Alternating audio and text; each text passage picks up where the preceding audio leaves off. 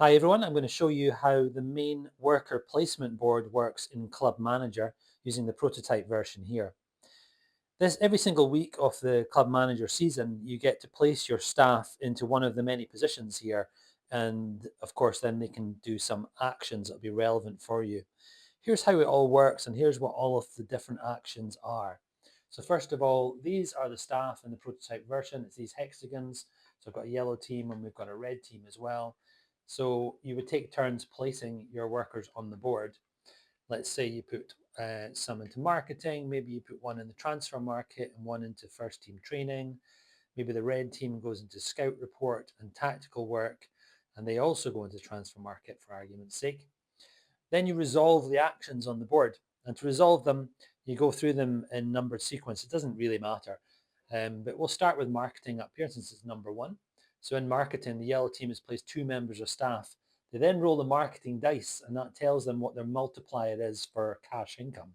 So you roll that dice, and whoop, there it is. It's times 1. How uninspiring. So therefore, they get 2 workers times 1. They'll get £2 from that. Now they might have rolled the real bonus, which is the 3. It's on here somewhere, I promise. There's a times 2 and there's 1 times 3 somewhere. There it is. It's hand drawn in this prototype version.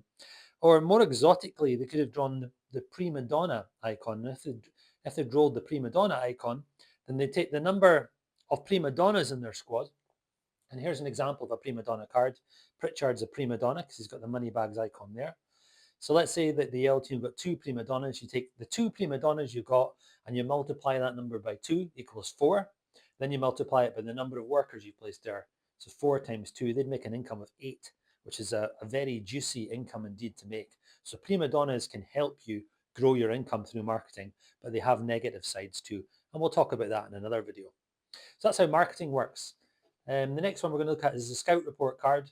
So if you have a worker in Scout Report and you may only put one worker in Scout Report Scout Report, you then get a card here, a Scout Report card, and it gives you a match day advantage, usually quite a significant match day advantage. So this one here tells you their keeper is slow to come off the line, increase your forward score by 3. That's very useful in a match. Now, a Scout Report card has to be used in your next match against your next opponent. So that increases your forward score by 3.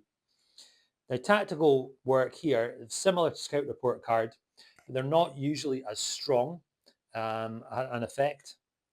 In fact, this one here stops your opponent from using a reroll. It's only useful in a multiplayer game, but let's have a look at a more typical one. So that's maybe a more typical tactical work card where it allows you to re-roll your defense die once.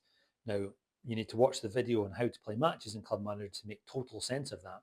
But the tactical cards are really useful in the sense that you don't have to use them in your next match. You can save them up and use them whenever you wish. And there might be a really big match that you need to use it for, or this is the scenario that you only need to use at one point. So that's what tactical work does. The next one is physio. If you have a worker in physio, let's say you've got one there, then for any injured player, you can apply the physio to any injured player you've got, and it reduces their injured time by 1 week. That can be incredibly useful. And if you put 2 workers in there, then you can treat 2 players. It's not that you can treat one player twice as fast. You can treat 2 different players, and sometimes you will have multiple injuries. The next space we'll look at here is the transfer market. We see both the yellows and the reds have placed someone in the transfer market, which means that they're free to make a bid on one of the available players. Now we've got 5 available players in the transfer market here. In the final version of the game, I think the transfer market will have 6, and they can make a bid on any one of these players. Now every week, someone is the first person to place their workers, and so therefore they get to choose who they're going to bid for first. Now let's say they want to bid for Chapman here, this goalkeeper. The Chapman's base cost is ability times 2 for players of ability 1 to 5. So he would cost 8 to purchase. So if the yellow team says, I want Chapman, the red team then gets to choose who they want. They might also want Chapman, and then they can have a bidding war for Chapman. But otherwise, they might say they want Niang, and maybe they put a bid in, or they sign Niang for £8. And at the end of every week, what you do is you take away the rightmost transfer market player. Let's say these 2 have also been signed, and you shuffle them all along, and you draw 3 new cards from the transfer market list to repopulate the transfer market and to keep it fresh. because you always need new players appearing in the transfer market in order to get the players that you really need for your team. So that's how the transfer market works. Board meeting is actually going to be removed from the final version of the game, so we won't talk about that just now, but we will talk about this here, speak to agents. If you had a worker in there, what you're allowed to do is to go to the transfer packs, the transfer cards, take the top three, and then you and only you may bid for one of them. It's kind of pot luck. But here they are, they appear, and you might want to bid for one of these players, and no one else may bid for them.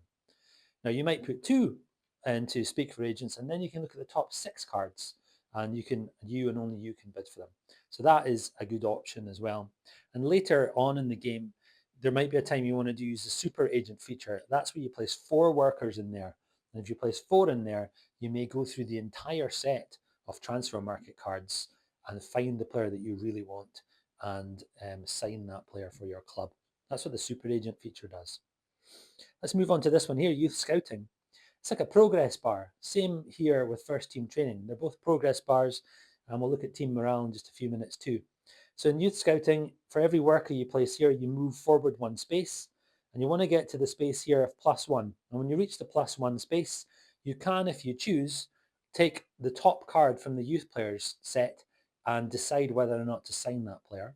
Or you can continue to progress up to the +2, at which point you can look at the top 2 players in the youth market set and decide whether you want to sign one of them. Now, youth players are typically of a low ability but high potential, and Oswell is a good example of that. In fact, in the final version of this game, youth players are actually going to be even stronger, and the youth players will be easier to get to. I've shortened this progress track in the final version of the game. I've also shortened this first team training set. The principle remains the same, but from now on, everything is slightly easier to upgrade. And how this works is for every worker that you've got placed here, you move forward 1 space. So let's say the yellows have gone all in with that, and let's say they were already there. They would move to this spot here, the 1 to 3 spot, and they can choose to increase a player's ability so long as that player's ability is currently between 1 and 3. So let's say that's what they did. Let's say they wanted to increase the ability of this player here, Hendon, their central defender. So Hendon is able to be improved because we're in season 1, can still be developed, can be developed by 2 skill points. It's currently a skill 2. So we take a token and we place it on top, and now Hendon is a skill 3 player. And then you reset your first team training marker to there, and you might want to concentrate on another player or keep trying to increase Hendon, however you fancy it. But the key is that you reset. If you want to increase a player's ability who's between 4 and 6, you have to wait and keep going. So you cannot upgrade there and then the next week upgrade there. So it's a decision for you to make who you're going to upgrade first. So that's how first team training works. And then you've got facilities management, where there's 5 different facilities that you can increase, and you increase these by placing a worker. Let's say we've placed a worker up here, and as it says down here, either you can put 2 workers down and pay £5, and then you progress up 1 space. So you might say, I'll take that. Or you can place 1 worker and pay £15. This is a slow process, the facilities management, because this is a long-term game, Club Manager. So you have to really plan ahead and decide which facility you want to increase and in which order. So you will ultimately want to increase all of them. Once you reach the top of any of these progress bars, then you have increased that facility. Here's what they do. The stadium does 2 things. Number 1, it increases your match day income by £2 every single time you have a home match. So over the long term, if you can get that upgraded quickly, that is very much worth it. But the second thing it does is it allows you to buy players in the transfer market who are 8 or higher ability.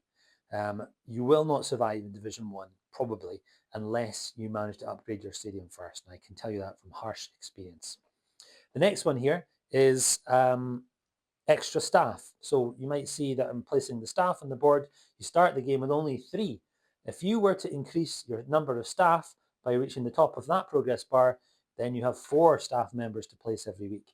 And therefore you've got more ability to make match day income, to find youth players, to do first team training, all those things. The next one here is about youth development. So if you reach the top of the youth development track, then every youth player that comes out of youth scouting and you also get a free youth player at the end of the season, they immediately get a +2 ability boost. So that can be extremely useful for making those youth players valuable right from the off.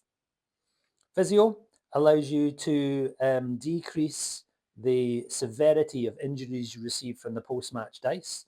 So it decreases the effect that they have. So again, it's well worth having in order to make sure your squad is as fit as possible. And the final one is all about marketing. That's the club shop. If you reach the top of that, then every time you use marketing, you get an extra 2 income. Well worth it. Final thing I want to show you is not on this board, but I've got it just here. It will be on the final version of the game. This is the team morale, and team morale is affected by match day results, but also you can use your worker placement to increase team morale. So you always start in the middle section here, and as it tells you over here, if you win a match, you move forward 1 space on team morale.